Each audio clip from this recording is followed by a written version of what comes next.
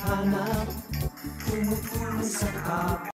Yo, what's up mga kababayan, mga kalingap? Welcome back once again sa aking munting channel. Ako po ang inyong host, Auriada TV, ay muling nagbabalik at meron namang panibagong reaction video para sa inyo mga kababayan, mga kalingap. Ayan, muli tayong nagbabalik dahil halos 2 linggo tayong hindi nakapag-reaction video mga kababayan, mga kalingap. Yan, sa mga nagtatanong kung bakit hindi ako nakapag-reaction sa mga nakakamiss sa akin, mga kababayan, mga kalingap, yan, sasagutin po natin sa video ito. At dahil nga po itong aking misis, mga kababayan, mga kalingap, mga ka-Team Jomcar, ay umuwi galing ng ibang bansa.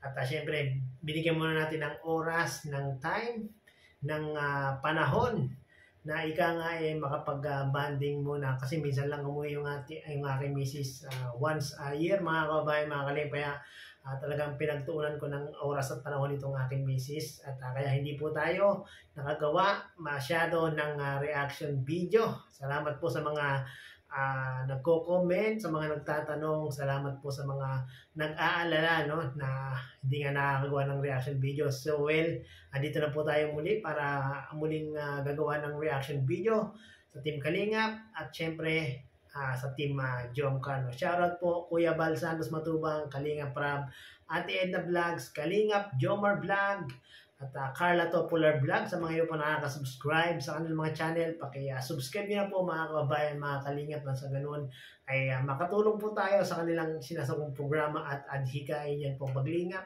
sa ating mga kababayan. At syempre, kung bago ka po sa aking munting channel, baka naman paki-subscribe po at paki-like na rin po itong video na ito para lagi po kayong updated sa mga ginagawa kong mga reaction video, no? So yun, si Papa Joms nga po mga kababayan, mga kalingap, ay nakauwi na po, nakabisita na po sa kanyang pamilya sa Nabwa, na kung saan talaga namang hinagupit, sinalanta ang Bicol, mga kababayan, mga kalingap. At isa na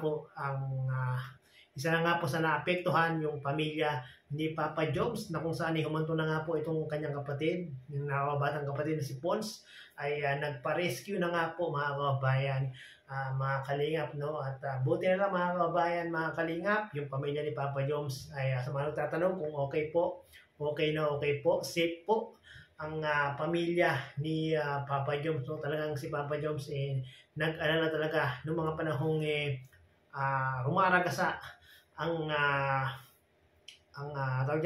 bagyong Christine, at talagang bumabaha na sa bahay nila Papa Joms sa Nabwa. Talagang alang-alang sa kanyang pamilya, at halos ilang araw po mga kababayan, mga kalingap, ang inintayin ni Papa Joms para kamustahin, bisitahin yung kanyang pamilya. Mga 2 or 3 days yata mga kababayan, mga kalingap, dahil nga po ang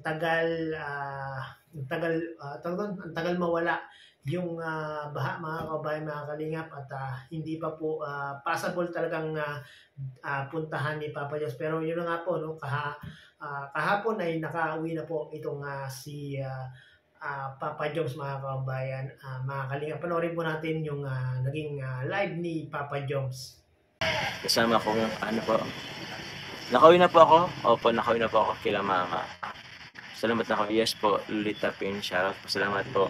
Bali, ang gamit po natin ngayon, Jenny de la Cruz. Shoutout po. Okay naman po sila. Medyo lang po talaga dito. Wala naman na pong baha. Kaso, siyempre po, yung mga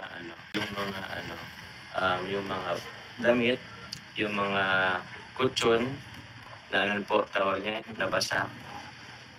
So, yun.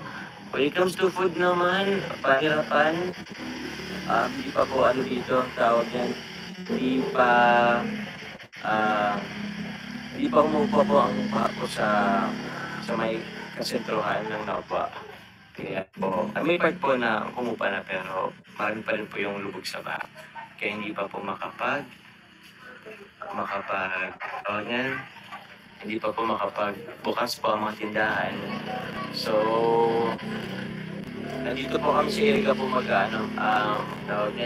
dito po kami sa Erika po nagmamalengke, gano'n.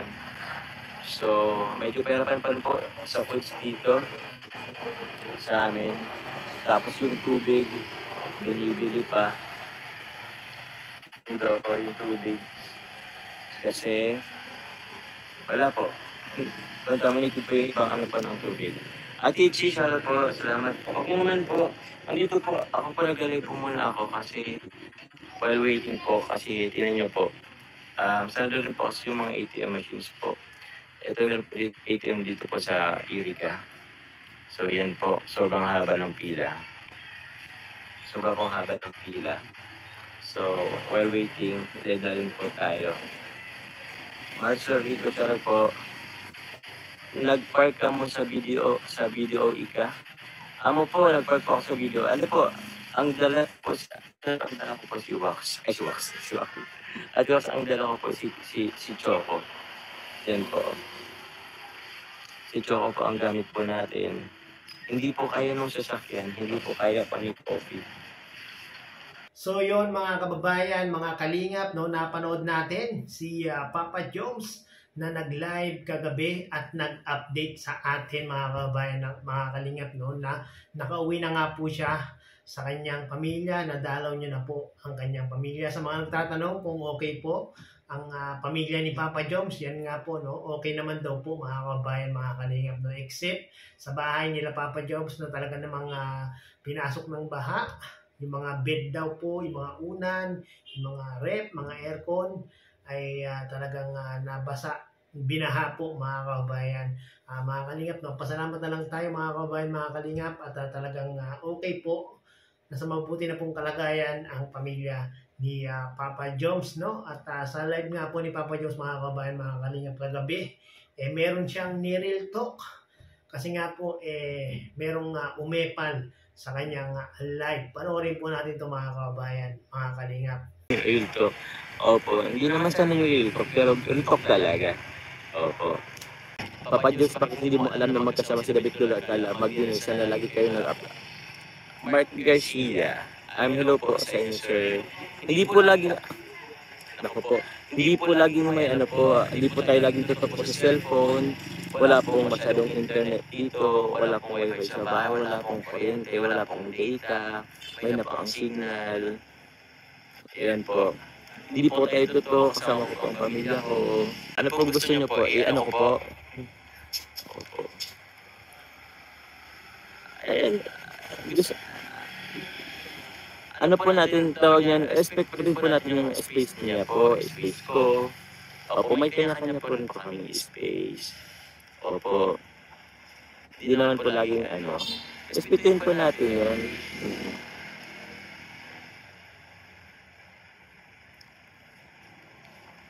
Ingat, hindi po sa lahat naman ng oras is lagi po. Ano naman po yun? Real talk. Opo, hindi naman sana yung real talk, pero real talk talaga. Opo.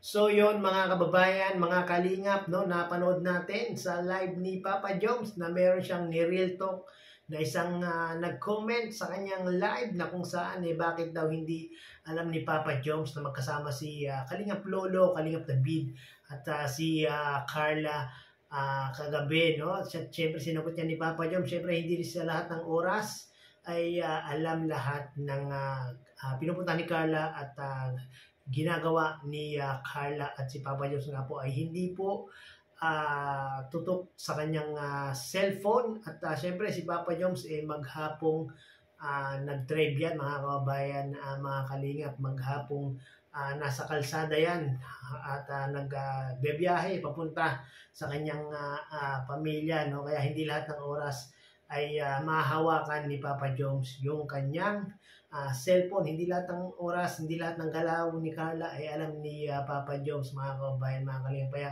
wag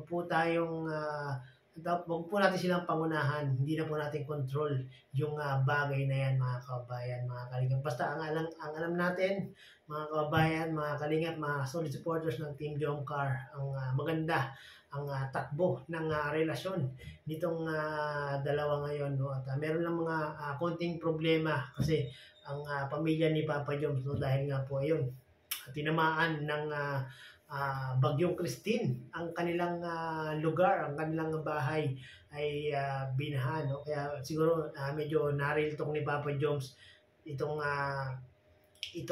nag-comment sa kanya talagang parang hindi naman tama yung i-comment niya na ganun kay Papa Joms yung mga bagay na yun dahil si Papa Joms at si Carla na nga lang po ang nagkakaunawaan patungkol doon. No? So yun, sa mga hindi pa po nakakapanood ng live nito ni Papa Joms, mangyari po ay pakipanood nyo po sa kanyang YouTube channel at mixing video clip lang po yung ating kinuha, no?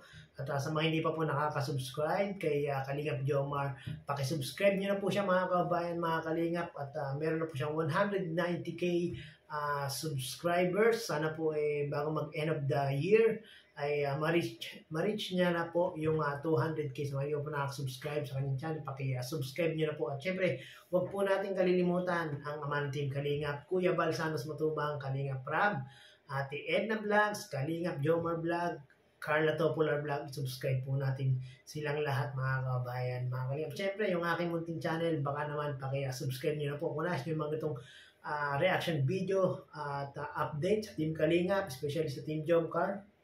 What are you waiting for? Paki-subscribe nyo na po. Maraming pong salamat at muli ay umabot po kayo sa dulo nitong ating reaction video. Hanggang sa muli. Bye-bye!